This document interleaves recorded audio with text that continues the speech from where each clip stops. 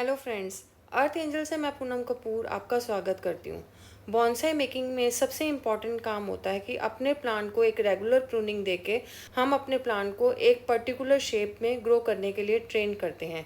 और जैसा कि आप देख रहे हैं, इस प्लांट की मैंने last year bonsai training start की थी, लेकिन किसी रीज़न की वजह से ये प्लांट मेरे बाकी प्लांट्स के पीछे छिपा रह गया, जिसकी वजह से इस प्लांट पे मैं कोई भी प्रूनिंग या इसको शेपिंग का काम नहीं कर पाई।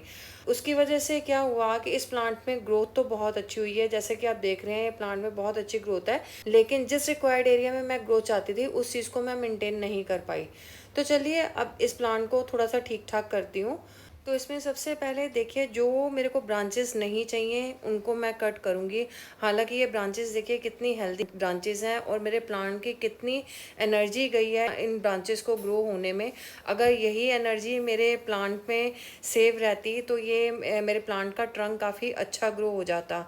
लेकिन कोई बात नहीं, मैं इन ब्रांचेस से भी नए प्लांट्स ग्रो कर लूँगी। और इसके अलावा साथ साथ इसमें देखिए काफ़ी सारी ये जो मेरी टर्टल वाइन है वो मेरे लगभग सभी प्लांट्स में ग्रो हो जाती है, क्योंकि मेरे टेरेस पे टर्टल वाइन बहुत ज़्यादा है।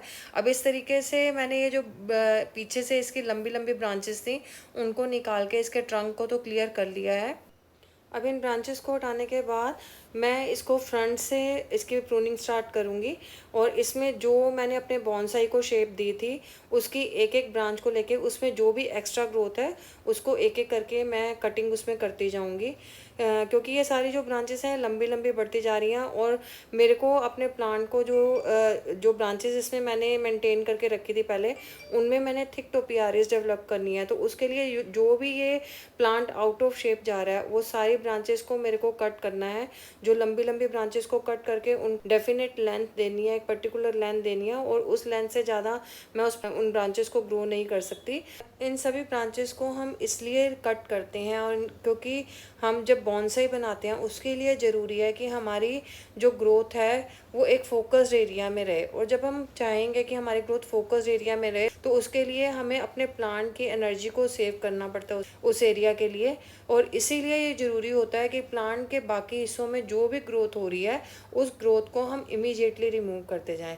अब जैसे कि आप देख रहे हैं, ये प्लांट थोड़ा सा मेरे से नेग्लेक्ट हो गया, उसका रिजल्ट आप देख रहे हैं कि इस प्लांट में ग्रोथ तो हुई है लेकिन वो एक रिक्वायर्ड ग्रोथ नहीं थी, इसलिए उस सारी ग्रोथ को मुझे कट करना पड़ रहा है, जिससे मेरी जो प्लांट की पिछले 5 से 6 महीने की जो एनर्जी थी वो सब वेस्ट हो गई। मेरे लिए एक तरह से वो ग्रोथ वेस्ट है। नहीं तो अभी तक इस प्लांट में बहुत अच्छी थिक टोपियारी डेवलप हो जाती है अगर मैं इसको समय समय पे हर महीने 1.5 महीने के बाद मैं इसको एक प्रूनिंग देती रहती।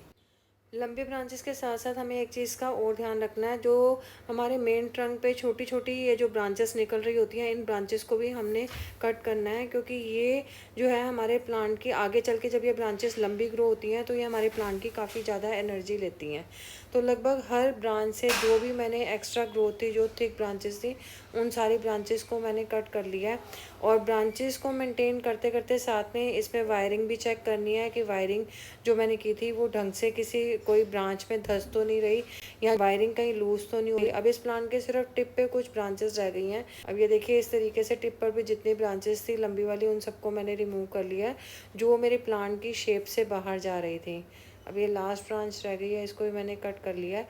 अब इन सारी लंबी ब्रांचेस को कट करने के बाद अब जो मैंने नेक्स्ट जो मैंने फोकस करना है कि जो भी इसमें ग्रोथ हो रही है उसमें जो छोटी छोटी ग्रोथ है उनके टिप्स पे पिंचिंग करनी है। पिंचिंग करनी बहुत ज़रूरी होती है, क्योंकि पिंचिंग से जहाँ से भी हम पिंचिंग करते हैं छोटी छोटी ब्रांचेस की जो टिप्स पे जो ग्रोथ हो रही होती है, जिस जगह से हम पिंचिंग करेंगे वहाँ से लगभग नेक्स्ट टाइम जो कुछ ही दिनों में 2 से 3 फुटाव और निकल आएंगे, जो हमारे प्लांट को वो उस एरिया को बहुत एक थिक और बुशी लुक देंगे। तो अब आप देख रहे हैं कि इसमें मैंने बस कुछ ही ब्रांचेस रह गई हैं और जिनकी वायरिंग में अब जैसे इस ब्रांच में थोड़ा सा इसकी वायर भी धंस रही थी, तो इसकी वायर को मैं खोल के दोबारा से इसको लूज़ करके बांधूंगी। और जैसे पहले इस प्लांट में ग्रोथ ज़्यादा हो गई थी जिसकी वजह से ये ब्रांच भी थोड़ी नीचे को लटक गई है। तो अब ये वायर को मैं थोड़ा सा दोबारा से सेट करूँगी। और जो भी ब्रांच मेरे प्लांट की ग्रोथ से एक्स्ट्रा लग रही है, जैसे कि आप ये देख रहे हैं, हालांकि ये काफ़ी एक थिक ब्रांच थी, लेकिन ये मेरे प्लांट के ग्रोथ से थोड़ा सा अलग जा रही थी, तो मैंने इस ब्रांच को रिमूव कर लिया है। तो अब ये देखिए मेरे पास इस प्लांट की प्रूनिंग से ढेरों ढेर जेड प्लांट की कटिंग्स मेरे पास इकट्ठी हो गई हैं, और ये कटिंग्स भी बहुत अच्छी और बहुत हेल्दी कटिंग्स हैं, जिनसे मैं बहुत इजीली नए जेड प्लांट्स ग्रो कर सकती हूँ बॉन्साई बनाने के लिए, या कुछ भी अगर मैं उनसे क्रिएट करना चाहती हूँ। तो अब ये देखिए इस प्लांट को मैंने बिल्कुल एक जैसे इसकी अनवांटेड ग्रोथ को मैंने बिल्कुल इसको कट कर दिया, और इसको बिल्कुल एक नीट एंड क्लीन इसको मैंने शेप दे दी है। और अब मैं कोशिश करूँगी कि इस प्लांट का मैं जो भी नेक्स्ट प्रूनिंग के समय इसका ध्यान रखूँ, और समय समय पे इसको टाइमली प्रूनिंग देती रहूँ, ताकि मेरे प्लांट की ग्रोथ एक रिक्वायर्ड एरिया पे फोकस रहे। और वीडियो पसंद आई हो तो उसको लाइक और शेयर करना ना भूलें। Stay healthy, stay happy, happy gardening.